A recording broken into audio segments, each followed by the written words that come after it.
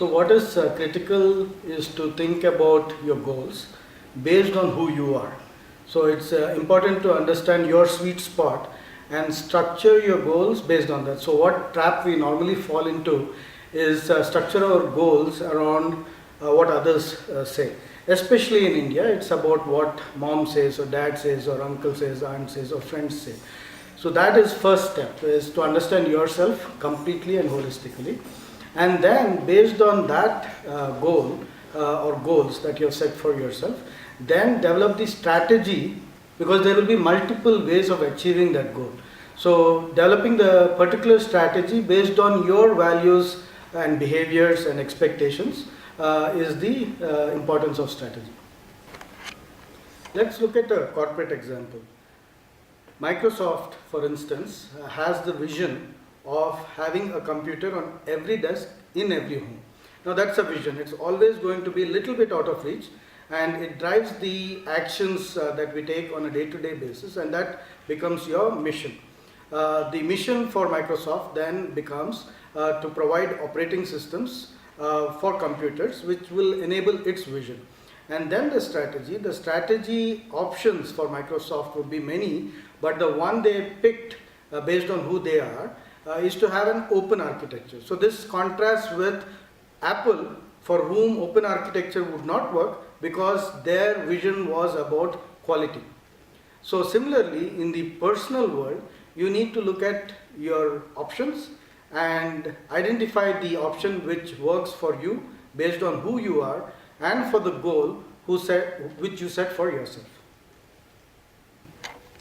There is a good amount of academic work which has translated into practice. An example of this is a book by Brooklyn Dead, and he talks about the 5 career orientations.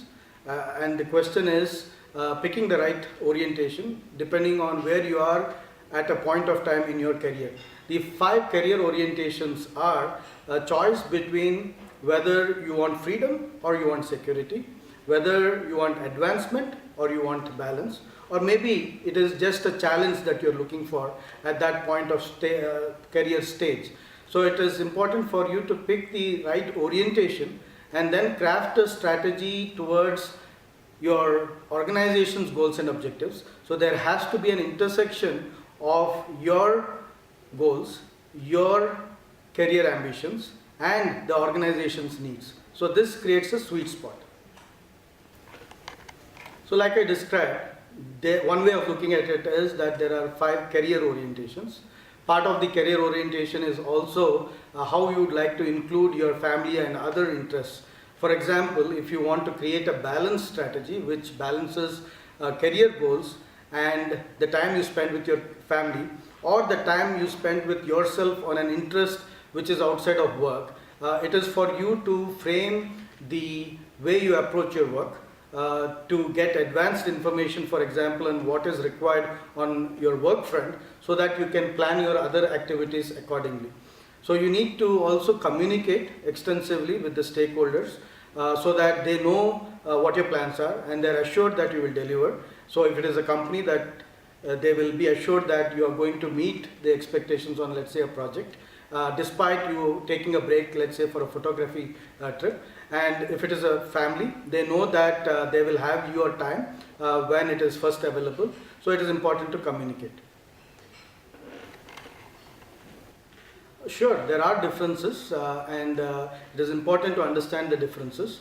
So depending on a spectrum, you could see this behavior in a subset of men or women, but I'm talking not to generalize, but I'm talking on a large scale. If you look, typically men have a steady focus on their careers throughout the career span, and it could vary for sure depending on external events, but more or less they are focused on their careers.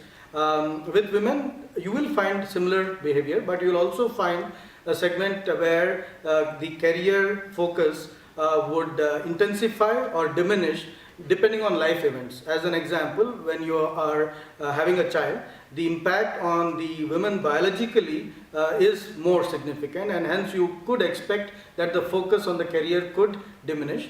But I've seen women come back after a break and do extremely well. it was important for me to identify areas which excite me. As examples, technology. So I have to be with technology in jobs that I do. People, I like working with people. And India, I like working in India. I worked abroad as well and enjoyed it, but home is India. So having articulated these three areas, then when I find a role which has two of the three, I can take it. If it has all three, it's a sweet spot. If it has one out of the three or zero, then it's not a job I might be interested in despite any other aspect. So it is critical to have that definition of what is important for you. And then through my career, I've created some thoughts around how I would look at opportunities and how I would ensure success. One mantra which I use is create with freedom, nurture with passion, and change with detachment. So this is an action and a mindset combined together uniquely, and it has worked for me very well. And also in my career, I have to do a lot of innovation focused work. So there, what I have shared with the team is smash the hand-mind market barrier. So you have to feel the steel in order to be able to innovate. So you have to be close to the data and you have to know the theory behind it. At the same time, you have to understand the markets that you serve. So having equations like this in your mind, which would help you when you're faced with a question, is again very useful.